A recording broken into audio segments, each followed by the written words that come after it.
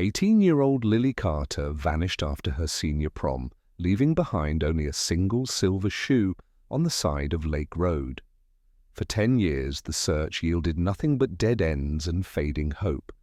But when an abandoned storage unit reveals her prom dress, perfectly preserved and still stained with something dark, a discovery that would change everything and reveal the shocking truth about what really happened that night. Maya Harrison stood at the edge of Pine Lake, the early morning mist swirling around her ankles like ghostly fingers reaching up from the depths. 10 years. A decade of searching, of hoping, of gradually watching everyone else accept what she couldn't, that Lily was gone forever. The weight of that decade pressed down on Maya's shoulders as she clutched a faded photograph in her trembling hands. Lily, beaming in her silver dress, arms thrown around Maya's shoulders, both of them laughing into the camera mere hours before everything changed. The photo had been taken in Lily's bedroom, the walls plastered with concert posters and college pennants, dreams that would never materialize. Maya could still smell the strawberry shampoo Lily used, could still hear her friends' infectious laugh as they helped each other with makeup and jewelry, giddy with the promise of their final high school dance. After tonight, real life begins, Lily had declared, her blue eyes sparkling. How could someone vanish so completely? One moment laughing under the prom's disco lights, the next, gone, leaving nothing but theories and a single silver shoe. Maya inhaled deeply, tasting the earthy dampness of the lake. This place had become both a sanctuary and a prison. Every May 15th for 10 years, she'd come here at dawn to honor her promise, the one she'd made to herself the night they found Lily's shoe. "I will find you," she'd whispered then, standing in this exact spot while search parties combed the woods with flashlights. No matter how long it takes, Maya placed a bouquet of white lilies on the weathered dock, Lily's favorite flowers, a private joke between them about her name. As she straightened, a sharp pain lanced through her lower back, a reminder of yesterday's stress and another night spent on her living room floor, poring over the case files she'd collected over the years. At 38, Maya still looked younger than her years, though the decade of searching had etched fine lines around her eyes and threaded occasional silver strands through her dark hair. She'd postponed grad school after Lily disappeared, abandoning her dreams of becoming a criminal psychologist to take a job as a paralegal in Pine Hollow instead. The temporary position had stretched into years as she became the unofficial keeper of Lily's memory, the one person who refused to file her friend away as a cold case. Her phone vibrated in her pocket. Maya glanced at the screen, expecting another text from her brother about the family dinner tonight, their annual attempt to distract her on this anniversary. Instead, an unknown number flashed on the screen. "Hello?" she answered, her voice sounding strange in the morning stillness. "Maya Harrison?" A man's deep voice, unfamiliar. "Speaking."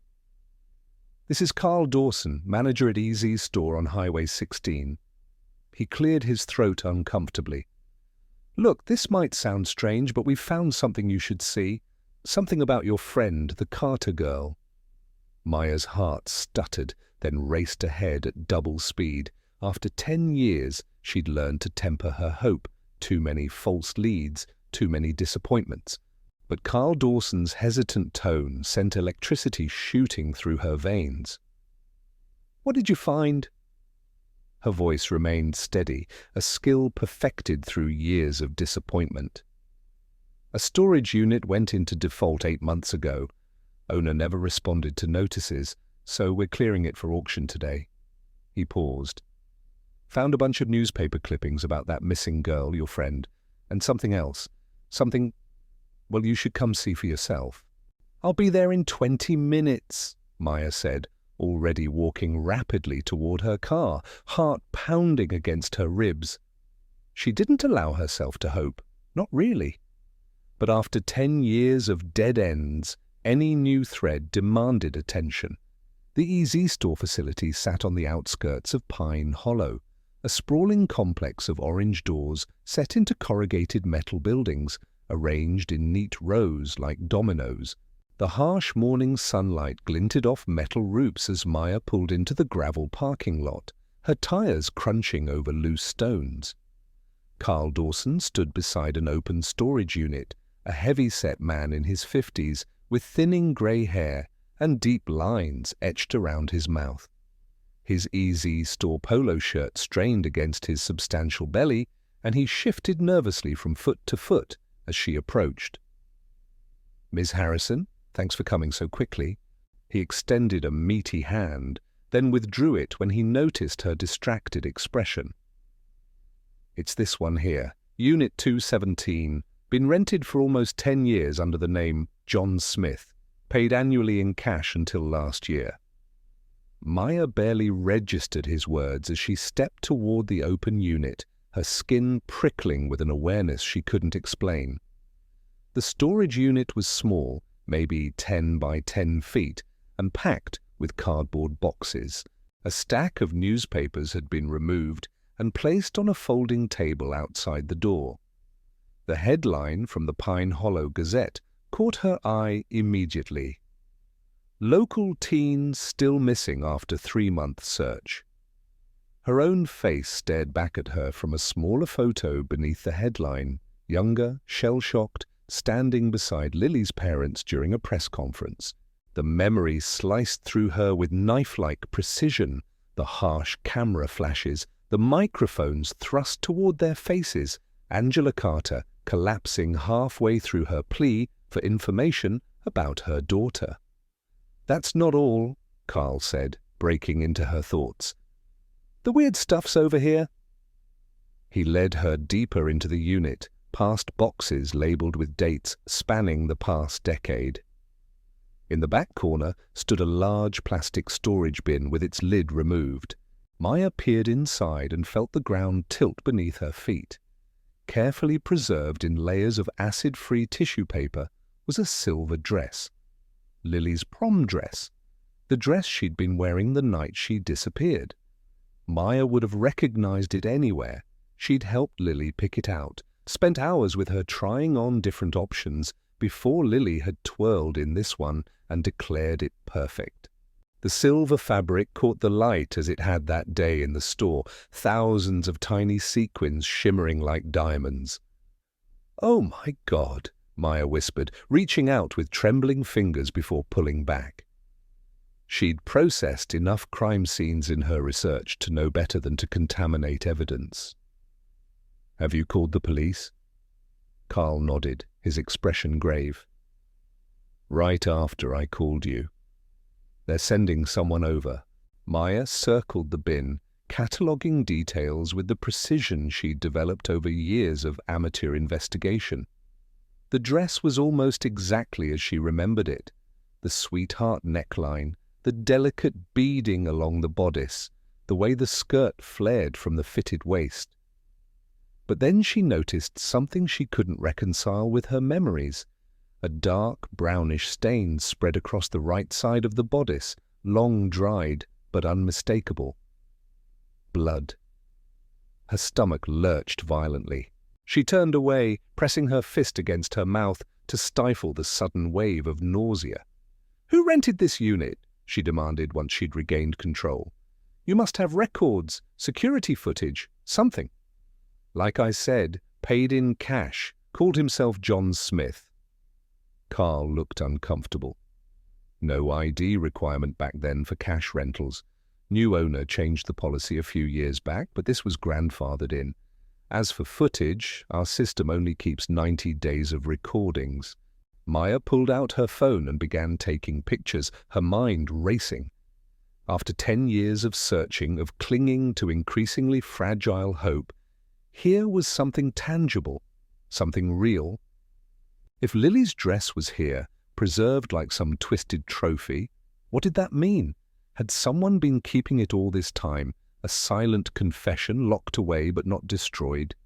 She turned her attention to the newspapers on the folding table, quickly realizing they weren't random clippings but a meticulously organized chronicle of Lily's disappearance.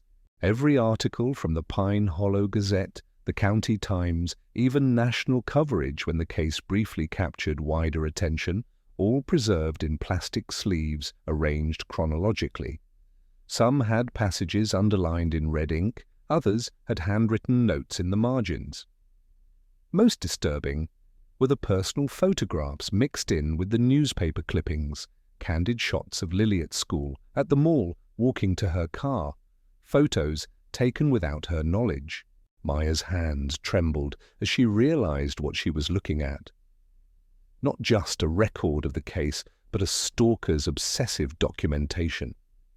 Someone who had been watching Lily long before prom night. She was about to call Carl over when her eye caught a familiar face in one of the photos, a face that didn't belong. Standing in the background of a picture of Lily at the local coffee shop was Cole Barnett, the quiet, awkward man who had worked as the school janitor. He appeared to be watching Lily from across the room, his expression unreadable. Maya frowned, trying to place why this seemed significant. Cole had been interviewed during the initial investigation. Everyone who worked at the school had been. But he'd had an alibi for prom night. He'd been working, cleaning up after the dance. The dance. Sudden recognition clicked into place. Cole had been there the night Lily disappeared. He would have been one of the last people to see her at the school before she and her date left for the lake party. Maya quickly flipped through more photos, finding 3 more with Cole lurking in the background, always watching Lily from a distance. The sound of tires on gravel announced the arrival of the police. Maya turned to see a familiar figure emerging from an unmarked sedan, Detective Nathan Reeves, the lead investigator on Lily's case from the beginning. At 55, his once dark hair had gone completely grey, and deep lines framed his eyes and mouth. But his gaze remained sharp as he approached, nodding to Maya without surprise. "Carl called you?" he stated rather than asked. "I had a right to know," Maya replied, the old defensiveness rising automatically. She and Reeves had developed a complex relationship over the years, initial allies who gradually diverged as he accepted the case might never be solved while she refused to abandon hope. Reeves sighed, his expression softening slightly. "Yes, you did. Show me what you found." Maya led him to the storage bin, watching his face carefully as he peered inside. The subtle widening of his eyes told her everything. This was significant, even to a detective who'd seen it all. "We'll need to process everything," he said, his professional demeanor slipping back into place. Full forensic workup on the dress, fingerprinting the entire unit. "It's her dress," Maya said, quietly. "The one she was wearing that night. And detective, there's more."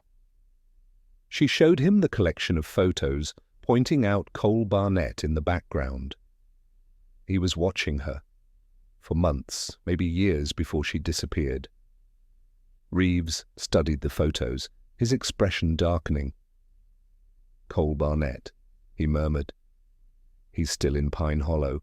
Got promoted to head of maintenance for the school district about 5 years ago." "He was there that night," Maya pressed.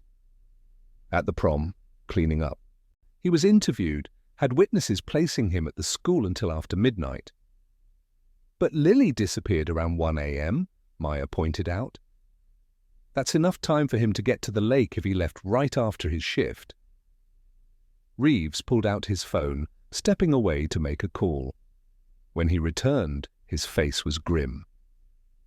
"I'm bringing Barnett in for questioning, and getting a warrant for his property." He fixed Maya with a stern look. "This is a police investigation, Maya. I know how important this is to you, but I need you to let us handle it. Like you handled it 10 years ago?" The words escaped before she could stop them, sharp with a decade of frustration. Reeves didn't flinch. We did everything possible with the evidence we had. Now we have more. Let us do our jobs. 2 days crawled by with excruciating slowness. Maya called in sick to work, unable to focus on anything but the storage unit discovery. She spent hours updating her case wall, adding new notes about Cole Barnett and the dress. Sleep eluded her, replaced by endless cups of coffee and the constant checking of her phone. When it finally rang late on the second night, she pounced on it. "Tell me," she demanded without preamble. "We've been questioning Barnett," Reeves said, his voice carefully neutral. "He's denying everything, says he has no idea how those photos ended up in the storage unit or who rented it. You don't believe him? His alibi for prom night isn't as solid as we initially thought. The other maintenance worker who vouched for him admitted today that he actually left around 11:30, not after midnight like he originally claimed. Says Barnett pressured him to lie." Maya sank onto her couch, heart racing. So Cole could have made it to the lake in time. "It's possible, but we need more." Reeves paused. The forensics on the dress confirmed it's Lily's, DNA from her hair and skin cells, and the stain is blood, matching her type. We're working on confirming a full DNA profile. What about the storage unit rental?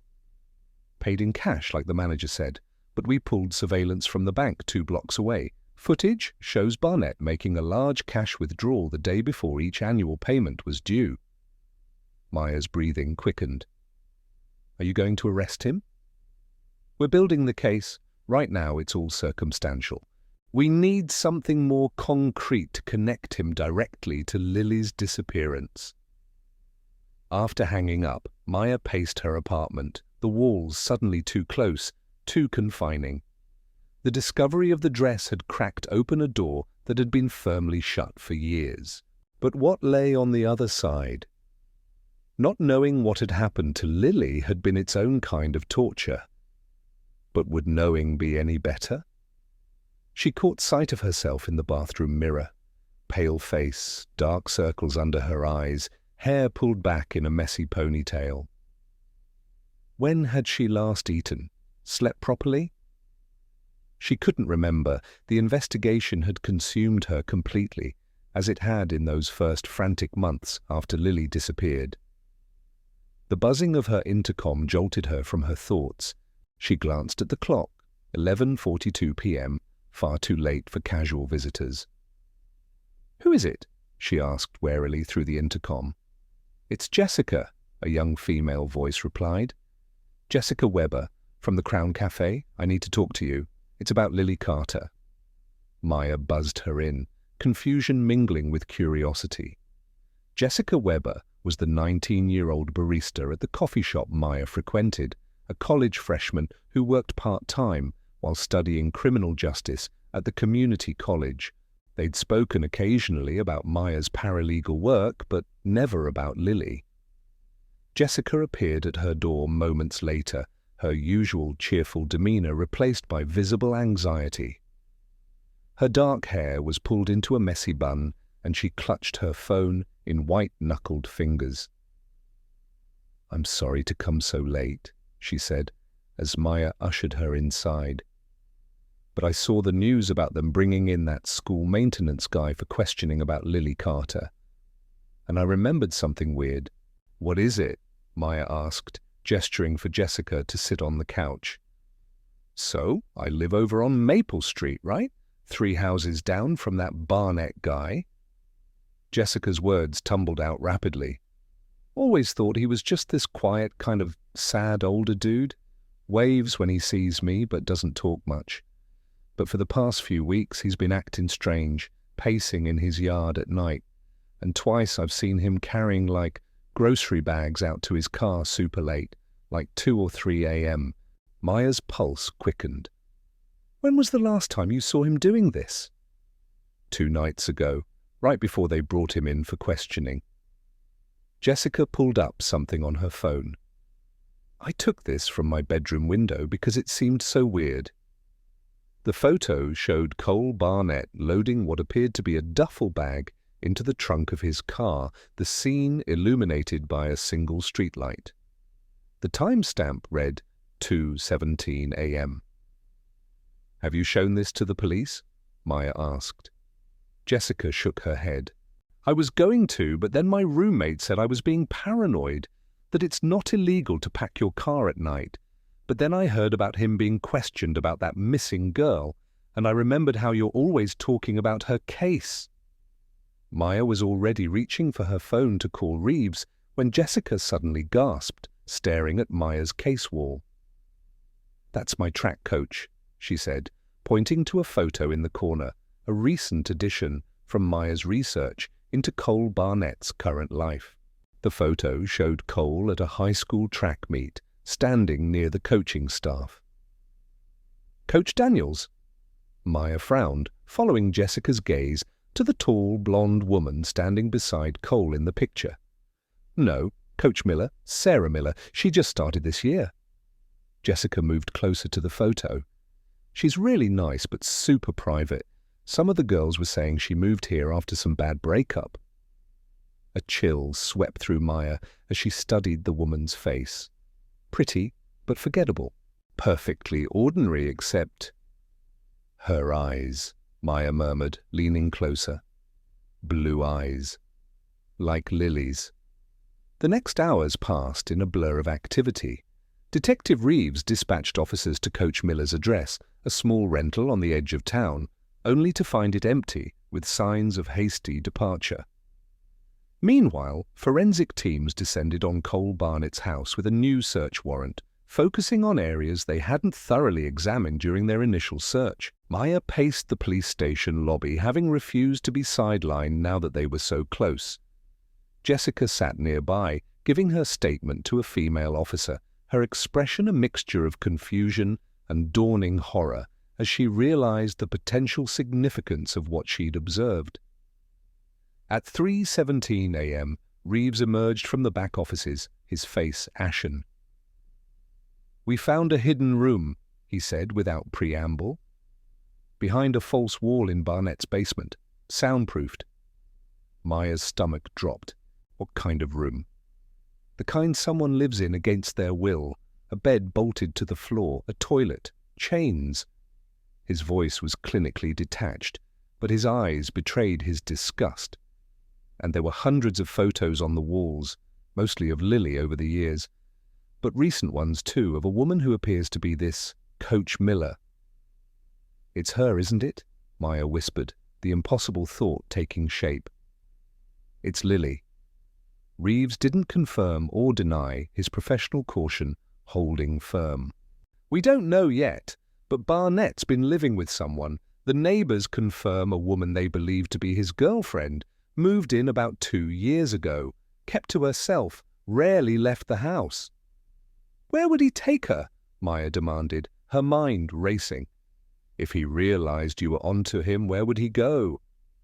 "We're checking properties in his name, family connections, known associates."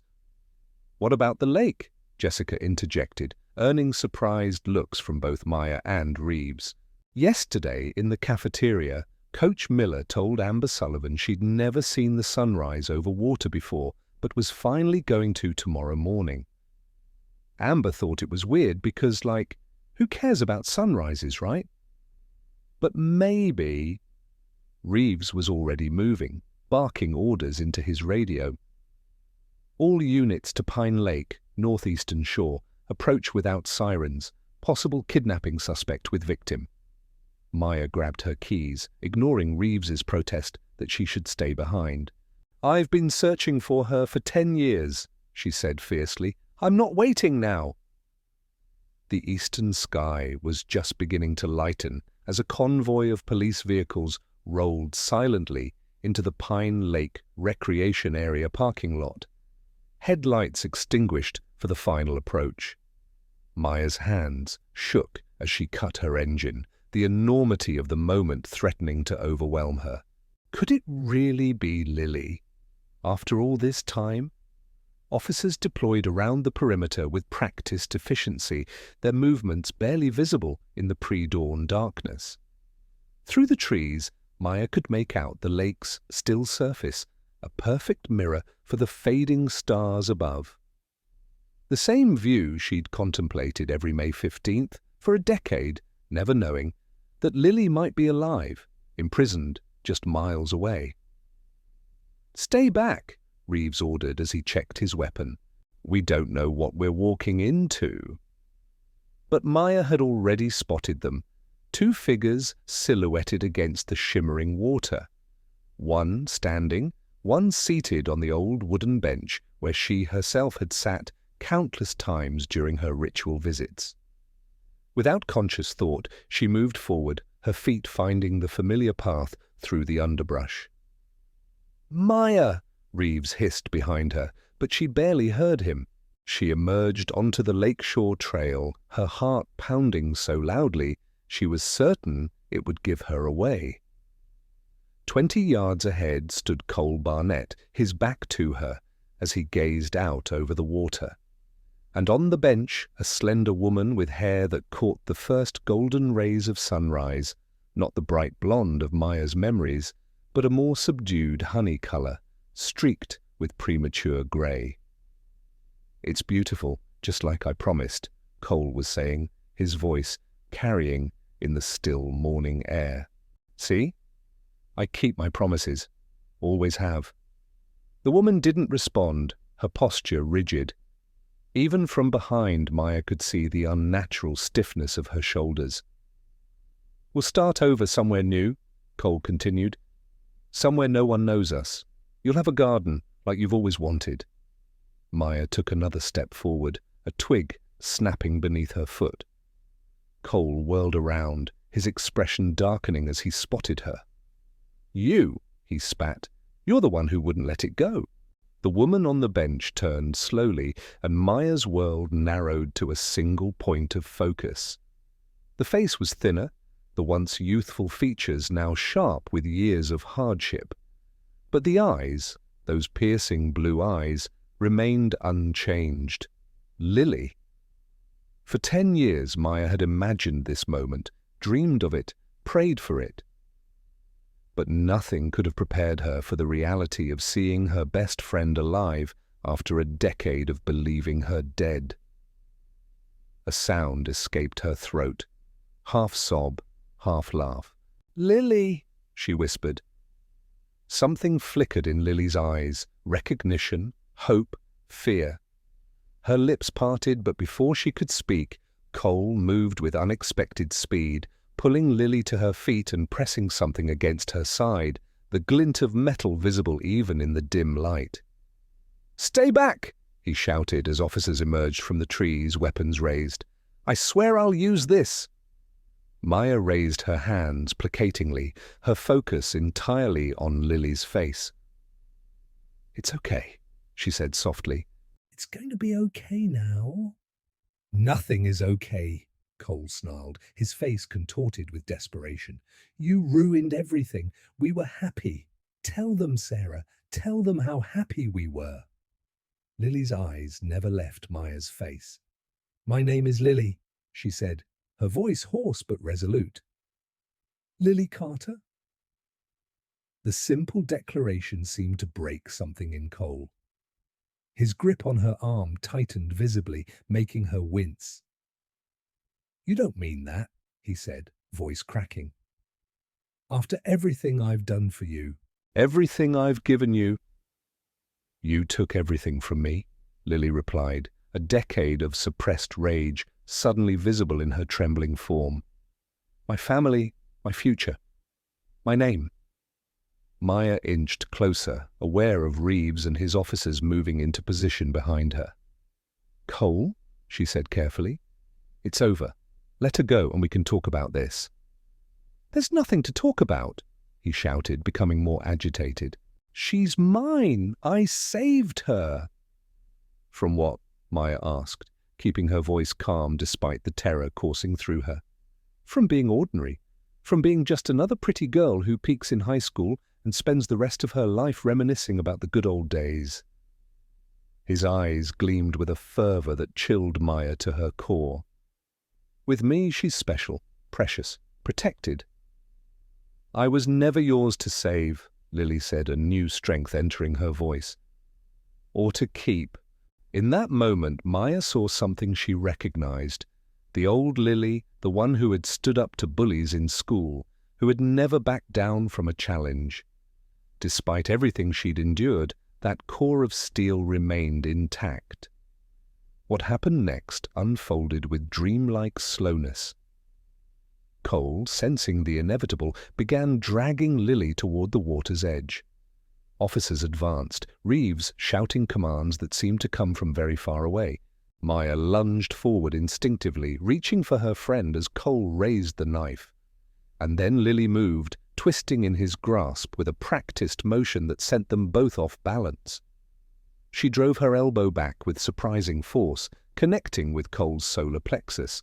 As he doubled over, gasping, the knife clattered to the ground. Officers swarmed in, securing Cole as he shouted incoherently, his fantasy world crumbling around him. Maya rushed to Lily, who stood trembling but upright, watching her captor being handcuffed with an expression of stunned disbelief. "Lily," Maya whispered again, afraid to touch her, afraid this might all be some cruel dream from which she'd awaken. Lily turned to her slowly, tears streaming down her face. "Maya," she said, her voice breaking on the name. "You found me." The sun crested the horizon, painting the lake in shades of gold and rose as the two women embraced for the first time in 10 years. Lily felt smaller in Maya's arms than she remembered, fragile but undeniably real. They sank to the ground together, holding each other as they both sobbed, for what was lost and for what, against all odds, had been found. In the days that followed, the full story emerged through gentle questioning and Lily's own halting accounts. Cole had abducted her directly from the school parking lot after prom, disabling her date's car and offering them both a ride. After dropping the young man at his home, Cole had used a work emergency as an excuse to make a stop at his house, where he'd drugged Lily's soda. She'd awakened in the hidden basement room that would be her prison for the next 5 years. He'd planted her shoe by the lake to mislead investigators, creating the fiction that she'd disappeared from the lake party she'd never actually reached. For 5 years, he'd kept her confined, systematically breaking down her resistance through isolation, manipulation, and the gradual destruction of her hope for rescue. He'd shown her news reports about her case going cold, about her parents moving away, about life in Pine Hollow continuing without her. After 5 years, he'd begun allowing her limited movement within the house when he was home, always with the threat that he would hurt her family if she tried to escape. 2 years ago, he'd created the identity of Sarah Miller for her, slowly introducing her to the outside world under his careful supervision, never leaving her alone long enough to seek help. The coaching position had been his ultimate test of her compliance, a way to prove to himself that she was truly his now, that she would return to him even when given apparent freedom. "I was waiting," Lily explained softly during one of their talks in the hospital where she was recovering. Learning the routine, mapping his schedule, building his trust. "I knew eventually there would be a moment when I could get away, contact someone. I just had to survive until then." Maya marveled at her friend's resilience, even as she grieved for the decade that had been stolen. Lily's parents flew in from Arizona, the reunion at the hospital a maelstrom of tears and disbelieving joy. Angela Carter couldn't stop touching her daughter's face, as if confirming over and over that she was real, while James Carter stood guard at the door as if afraid someone might try to take her away again. Cole Barnett confessed to everything, his carefully constructed fantasy world collapsing once Lily was removed from his control. Prosecutors promised he would never know freedom again. 3 months later, Maya and Lily sat together on Maya's apartment balcony, watching a summer thunderstorm roll across Pine Hollow. Lily had decided to stay in town temporarily, living with Maya while she underwent intensive therapy and began the long process of reclaiming her life. "I thought about this place every day," Lily said, gesturing to the town spread out below them. "I kept it alive in my mind, every street, every building, every tree. Even when he told me everyone had forgotten me, I held on to it." "No one forgot you," Maya assured her, "especially not me." Lily smiled, the expression becoming more natural with each passing week. "I know. It's what kept me going on the worst days, knowing that you, at least, would still be looking." She touched the silver locket around her neck, the one Maya had worn for a decade, and returned to its rightful owner.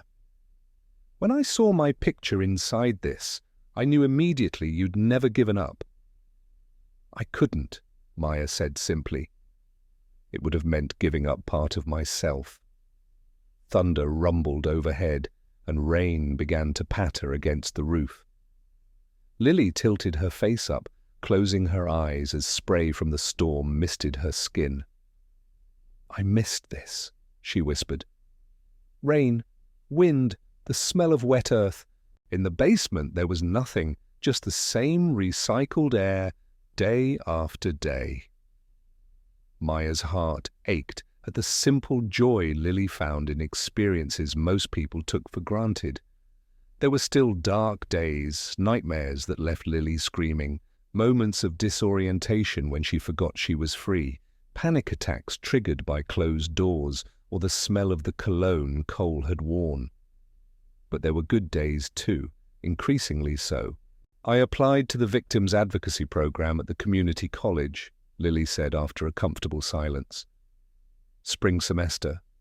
My therapist thinks it might be good for me to have a focus, a purpose." "That's wonderful," Maya said, meaning it. Every step Lily took toward reclaiming her autonomy was a victory. "And you?" Lily asked. "Will you stay at the law firm? Or is criminal psychology still in the cards?" Maya smiled. "Actually, Reeves offered me a position with the department. Civilian consultant on cold cases, missing persons specifically. Says my bulldog tenacity is exactly what they need." Lily laughed, a sound that Maya had feared she might never hear again. "Bulldog tenacity, that sounds exactly right." As the storm moved on and sunshine began to break through the clouds, Maya felt something settle within her, a sense of completion, of coming full circle. For 10 years she had been defined by searching for Lily. Now they would both need to discover who they were beyond that search, beyond that captivity. It wouldn't be easy. Nothing worthwhile ever was. But as she looked at her friend's face, turned toward the emerging sun with an expression of quiet determination, Maya knew they would find their way forward together, just as they had found their way back to each other against impossible odds. In her pocket, Maya's fingers closed around a single silver shoe charm, the twin to the one they'd found among Lily's possessions in Cole's house. She would keep it always, not as a reminder of what they had lost, but of what they had found. The unbreakable connection between two friends, a bond that even 10 years of separation couldn't sever. The promise kept, the search ended, and ahead of them, at long last, the future they had been denied for far too long. If you enjoyed this story, please hit that like button and subscribe to the channel for more captivating mysteries and true crime stories every week. Don't forget to turn on notifications so you never miss a new upload.